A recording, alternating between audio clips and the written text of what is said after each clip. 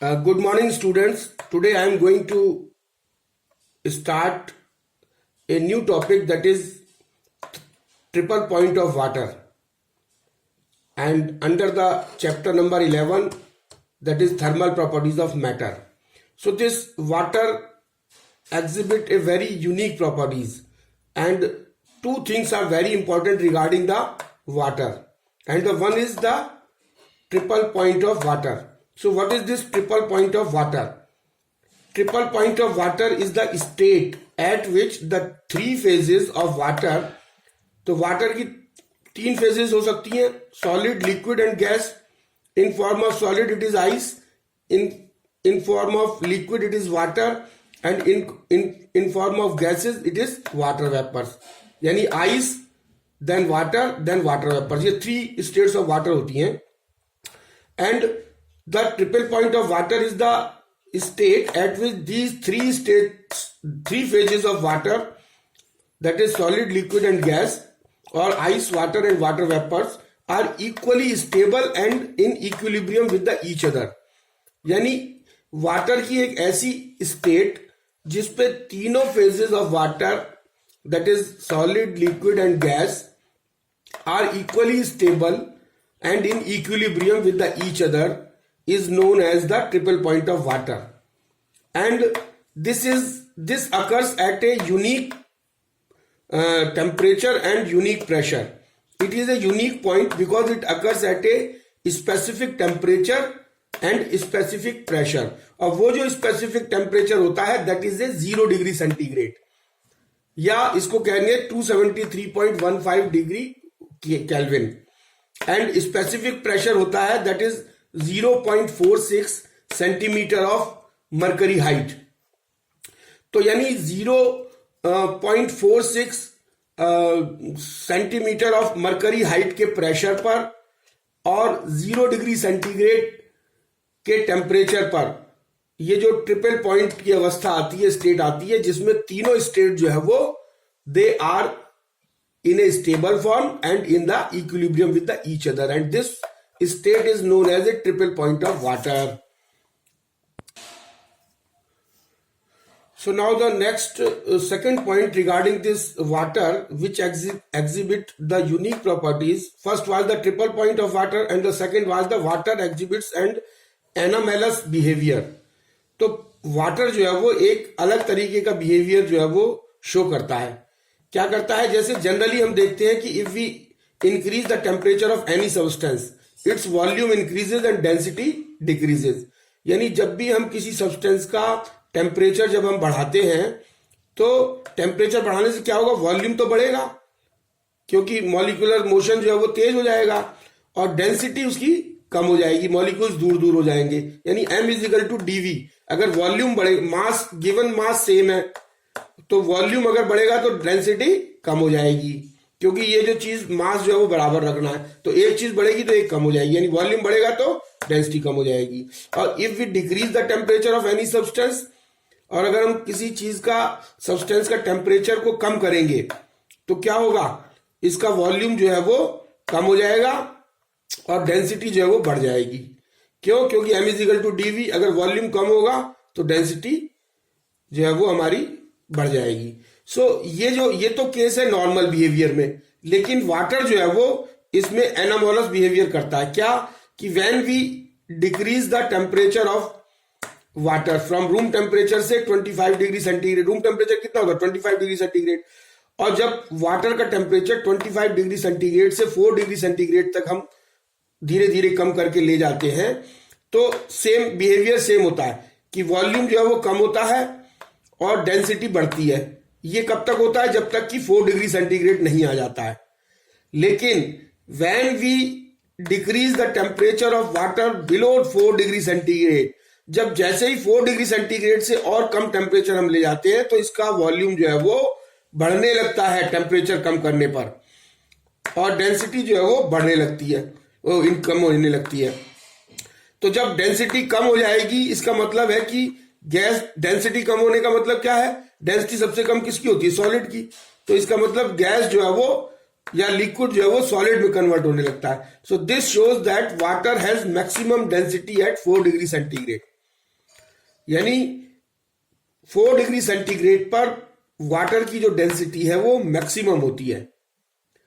और this property has an important environmental effect, और ये जो वाटर की जो डेंसिटी है वो मैक्सिमम होती है 4 डिग्री सेंटीग्रेड पर, और this leaves an important environmental effect. तो ये जो है वो एक एनवायरमेंटल पे एक बहुत बढ़िया इफेक्ट छोड़ता है। Just I am telling you, water bodies like lakes and ponds, यानी वाटर बॉडीज जितनी भी है, लेक्स है, पॉन्ड्स है, रिवर्स है, सीज है, they freezes at the top first.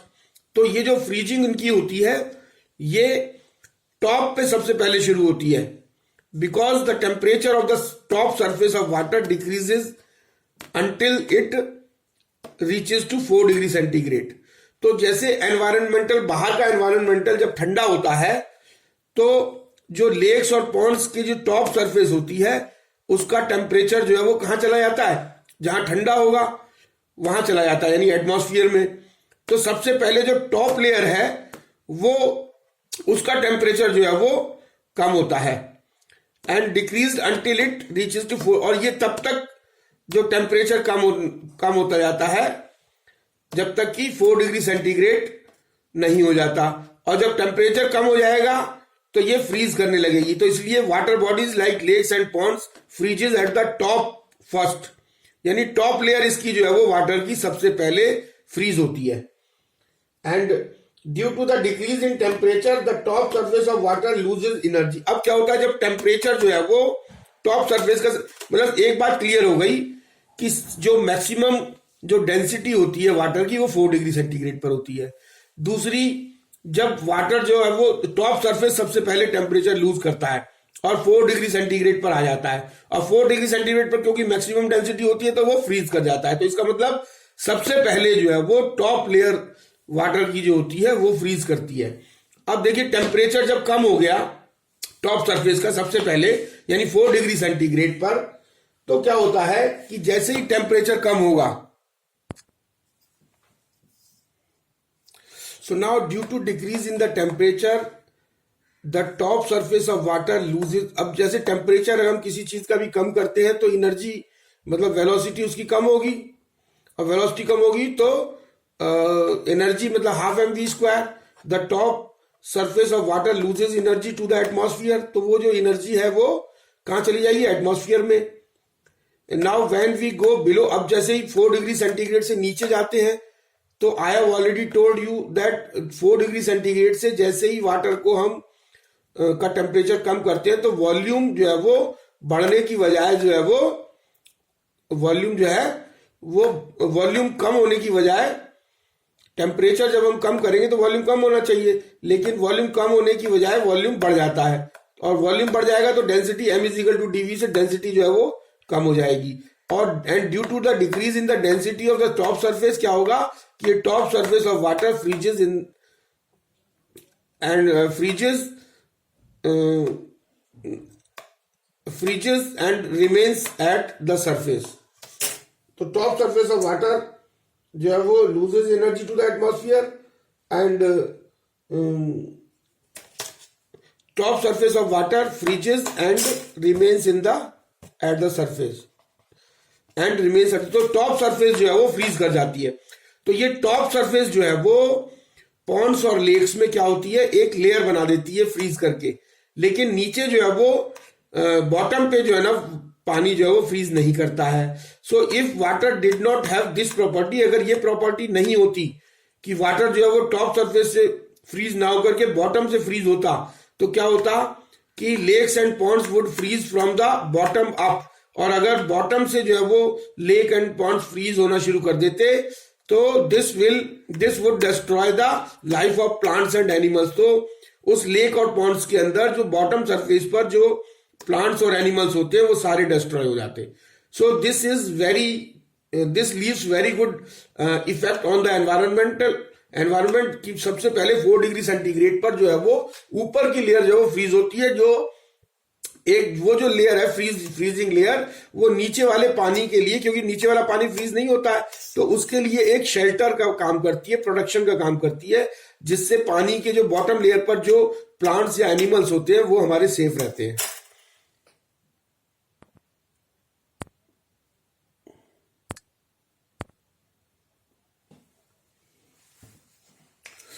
So now coming to the next topic, that is thermal expansion. So what is this thermal expansion? Thermal expansion means heat और expansion means उसका increase in length or increase in area or increase in volume. So this thermal expansion, this name clearly indicates that when almost all solid, liquid and gases expand on heating. इसका ये मतलब हुआ कि किसी भी चीज को, सॉलिड को, लिक्विड को या गैस को जब हम गर्म करते हैं तो वो एक्सपेंड करता है। और इसके रिवर्स में अगर हम all the solids, liquid and gases contract on cooling, और जब हम किसी बॉडी का या सॉलिड, लिक्विड या गैसेस का टेम्परेचर कम करते हैं, यानी हीट अगर उसमें से निकलती है मीन्स टेम्परेचर कम होता है, तो वो जो है वो बॉडी कॉन्ट्रैक्ट करती है। So almost all solid, liquids and gases expand on heating. This is the important aspect. All solid, liquid and gases expand on heating and all solid, liquid and gases contract on cooling. So the increase in the size of the body when it is heated is called thermal expansion. तो ये जो size में जो increase होता है किसी body के due to the heat is called thermal expansion. The increase in the size of the body when it is heated is called the thermal expansion. And different types of thermal expansion. There are three types of thermal expansion. First is the linear expansion. यानी length में अगर expansion हो, that is known on heating. This is known as linear expansion. और spherical expansion और area expansion. और अगर किसी body के एरिया में अगर एक्सपेंशन हो हीट करने पे, वो स्फेरिकल एक्सपेंशन कहलाएगा। और क्यूबिकल एक्सपेंशन या वॉल्यूम एक्सपेंशन, अगर वॉल्यूम उसका इंक्रीज करे हीट करने पर या टेम्परेचर बढ़ाने पर, तो वो वॉल्यूम एक्सपेंशन कहलाएगा। So now we will take one by one, that is linear expansion, spherical expansion और area expansion, and cubical expansion और volume expansion.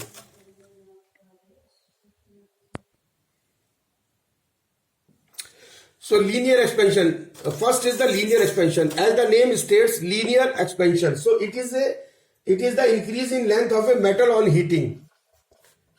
It is the increase in length of a metal on heating. यानी heat करने पर, किसी metal को heat करने पर अगर उसकी लेंथ में इंक्रीज होता है तो वो लीनियर एक्सपेंशन कहलाता है। तो सपोज ये कोई एक मेटल रॉड है और जिसकी जो लेंथ है वो स्मॉल एल है। So this small length is the length of a metal rod and, और अगर जब हम इसको हीट करते हैं तो इसका जो इंक्रीमेंट है यानी लेंथ में जो इंक्रीज है वो सपोज ये इतना हो जाता है, ये यहां आ जाता है और ये जो है वो यहां आ जाता है, इतनी इंक्रीज हो जाती है। मान लिया डेल्टा एल जो है वो इसकी वो है लेंथ जो इंक्रीज हुई हीट करने पर। So delta L upon L यानी delta L upon L is directly proportional किसके होगा, टेम्परेचर के, यानी टेम्परेचर बढ़ाएंगे तभी तो इंक्रीज होगा। So delta L upon L is proportional to the delta T. और अगर हम इसको अगर हम प्रोपोर्शनलिटी को हटाएंगे तो एक हम कांस्टेंट ऑफ प्रोपोर्शनलिटी लगाते हैं, delta L upon L is equal to, ये अल्फा है, this is alpha, this is sign of proportionality, ये हटाएंगे तो इज इक्वल टू करके अल्फा लगाएंगे and this is equal to delta T. या अल्फा जो हो जाएगा यानी अल्फा इज इक्वल टू हो जाएगा delta L upon small L into delta T. So this is the final equation, this is equation number 1, जहां पे अल्फा क्या है, coefficient of linear expansion. This alpha is the coefficient of linear expansion, delta L is the increase in length, L is the original length and delta T is the rise in temperature. तो alpha क्या है, देखिए delta L increase in length, L original length, delta T increase in temperature, और alpha जो है वो that is coefficient of linear expansion. This is known as coefficient of linear expansion. ये कहलाता है. So this is linear expansion. Now the next is the spherical expansion. So what is this spherical expansion? Second is spherical expansion.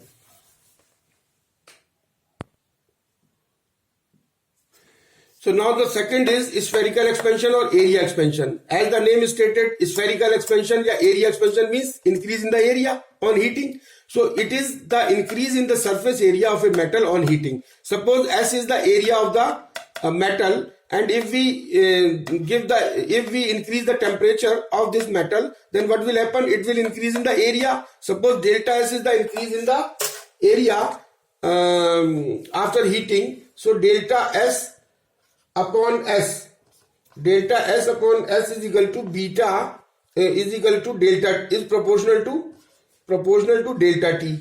So delta S upon S, constant of proportionality हटाएंगे तो एक constant लगाना पड़ेगा.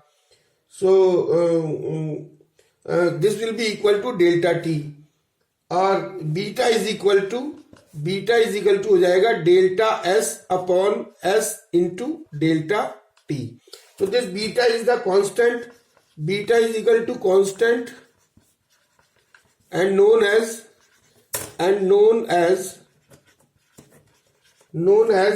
area expansion, coefficient of area expansion. So this is equation number second. Beta is equal to, this is equation second. So beta is the constant and known as coefficient of area expansion. Delta S is the increase in the area. S is the original area. Delta T is the increase in the temperature. Beta is the coefficient of area expansion.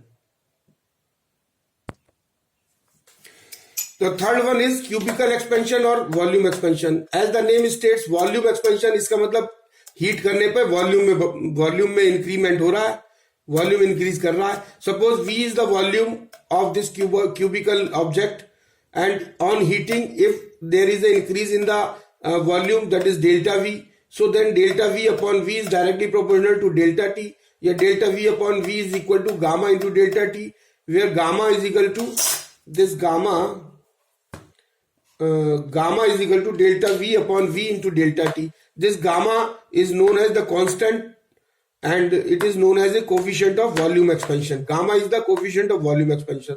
So gamma is equal to delta V upon V into delta T. This is the third equation. So there are these are the three thermal expansion. In linear expansion, alpha is the constant known as coefficient of linear expansion. In spherical expansion or area expansion, beta is the constant and which is known as coefficient of area expansion.